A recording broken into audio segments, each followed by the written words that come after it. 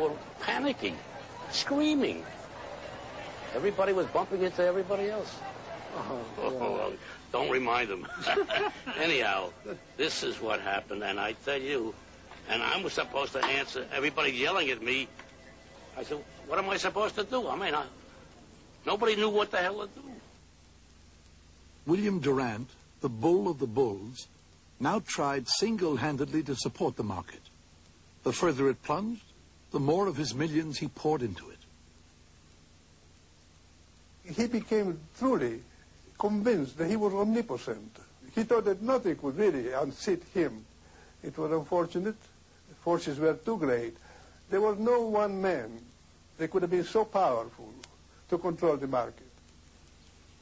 There were some people, however, whose investment strategies made money. On October 29th, Jesse Livermore's wife, hearing of the crash, ordered the servants to move all the furniture out of their mansion into a small cottage on the estate.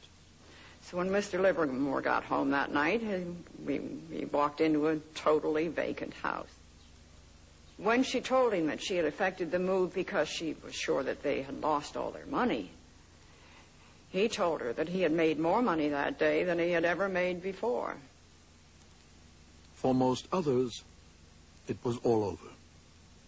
In brokers' offices across the country, the small investors, the tailors, the grocers, the secretaries, stared at the moving ticker in numbed silence.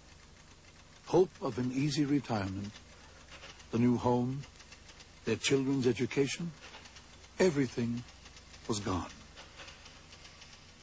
My father was ready to kill himself. In the morning of the crash, he got a call, and it was Max Gordon, and Max Gordon says, Groucho, and my father said, what? And Gordon said, Groucho, the jig is up. There were all sorts of rumors, and you'd see people going down the street looking up to see if they could catch somebody jumping out the window. Now, it turned out there weren't as many people jumped out the window as they reported, but some did, and others committed suicide other ways. 500 miles from Wall Street in the Atlantic, the luxury liner the Berengaria was heading home. From Michael Meehan's brokerage office, word spread through the ship. The bottom's fallen out of the market. Men came running out of their Turkish baths and towels. Card games ended abruptly. Everyone tried to jam into the tiny office yelling, sell at market. They had left England wealthy men. They docked in New York without a penny.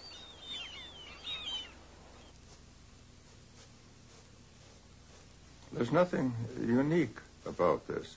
It is something which happens every 20 or 30 years, because that is about the length of the financial memory. It's about the length of time that it requires for a new set of suckers, if you will, a new set of people capable of wonderful self-delusion to come in and imagine that they have a new and wonderful fix on the future.